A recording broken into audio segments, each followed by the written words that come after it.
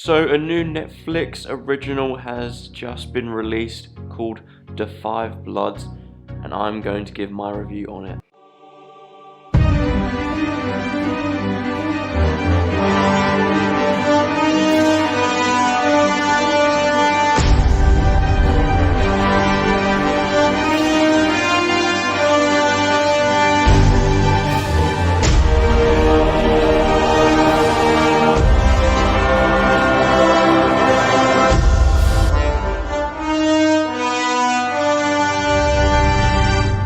So 4 African American veterans from the Vietnam War returned to Vietnam to find the remains of their squad leader and find gold that they had buried there during the war. Now, many thought this would have just been a Vietnam War story told from a different perspective, because most war films are portrayed from a white perspective. They never show the African American side of things. So now, before I get into the pros and cons, please let me know in the comments what you thought of The Five Bloods, and I would really appreciate it if you would like and subscribe.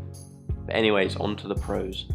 So first of all, this is a movie perfect for what the world is currently going through right now. It even acknowledges Black Lives Matter towards the end of the movie, so this is a very good time for this movie to come out, and it's very relevant. Anyways, into the goods about this movie. Most noticeably, everyone has been saying it, Delroy Lindo, who plays Paul, one of the vets from the Vietnam War. Just like everyone, I agree that he is Oscar worthy with this performance. As everyone knows, when you go into a war and if you come out alive, you're not going to be the same person. You're going to be haunted by the lives you've taken, from what you've seen, the people you've lost beside you. I think Delroy Lindo portrays that very well. A broken man who is haunted by his past. He really struggles from PTSD, and it really affects his judgment throughout this whole film. Even if you're the closest to him, which we see throughout this movie, that doesn't stand in the way of what this war has done to him. I can't comment personally on how accurate it is, as I haven't been through anything that would traumatize me in that same sense.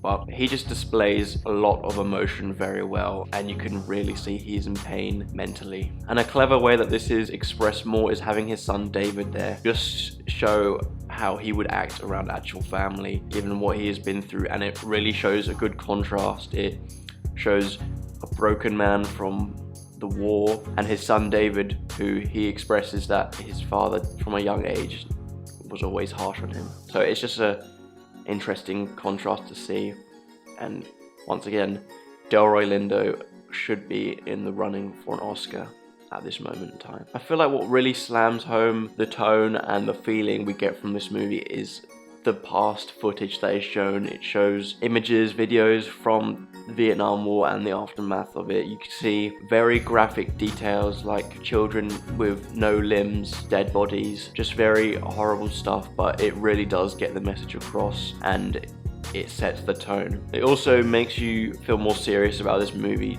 making it more engaging. And this has to do with the past footage as well, but a big detail I realized about this movie, I wasn't sure if many would realize it, but they did as well, but it's the aspect ratio. It constantly changes. So when they're in the city right at the beginning, it is the aspect ratio, I believe it's called like letterbox or something, where the screen isn't completely filled. It's filled from the middle to the sides, but there's like these black parts at the top and bottom which make it from being an incomplete full screen. And then as they go into the jungle in present day, it is a complete full screen to display the vast landscape. And when it flashes back to when they're in the war, it is in more of a box method. So it doesn't reach the top, it doesn't reach the bottom, doesn't reach the left or the right. It is crammed into this box, which apparently was how things were recorded back in those days, especially the news. So I think this really makes the movie feel special and unique as well from this use of the aspect ratio. There isn't too much of it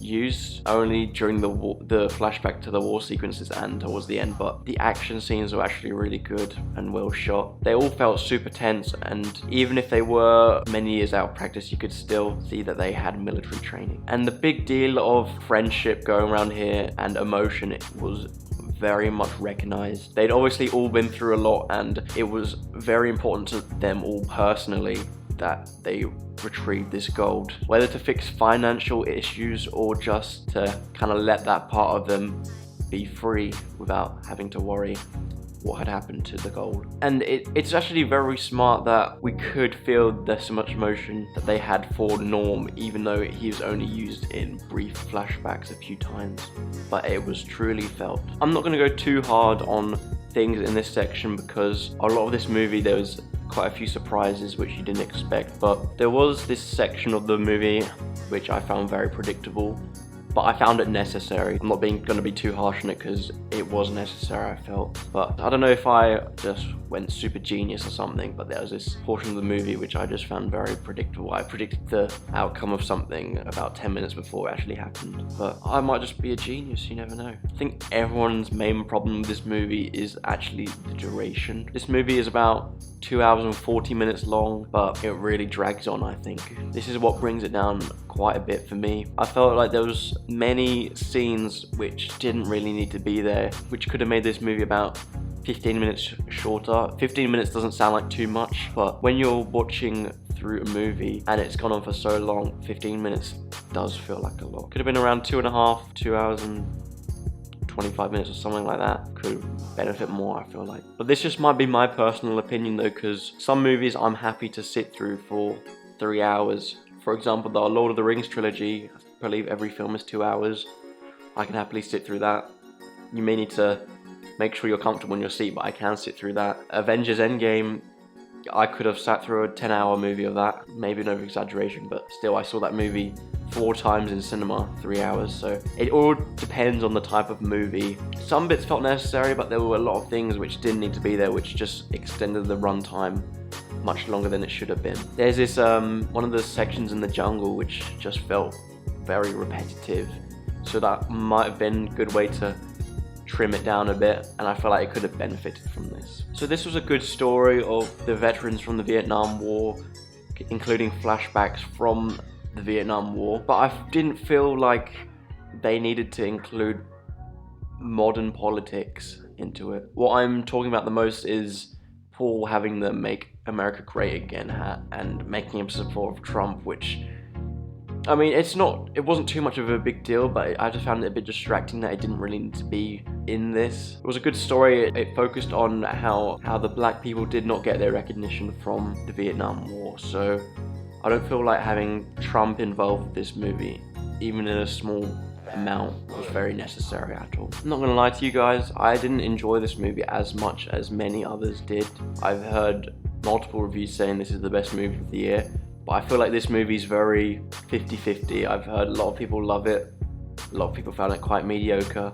I'm on the latter side. I didn't find it too amazing. It did contain a lot of impressive film techniques and thought it was pretty well done. As a story overall, I didn't feel like it was much for me. I found it quite an average film to watch through, but nonetheless a very important movie to make, especially in the current situation of the world. For me, I give The Five Bloods a 6 out of 10, and I feel like in this moment of time it is quite a good movie to watch, so I would recommend it. You might have to force yourself through the runtime a little bit. Nonetheless, very important film for what situation the world is in at the moment. So The Five Bloods gets a 6 out of 10 from me, and I recommend watching it. Once again, thank you for watching.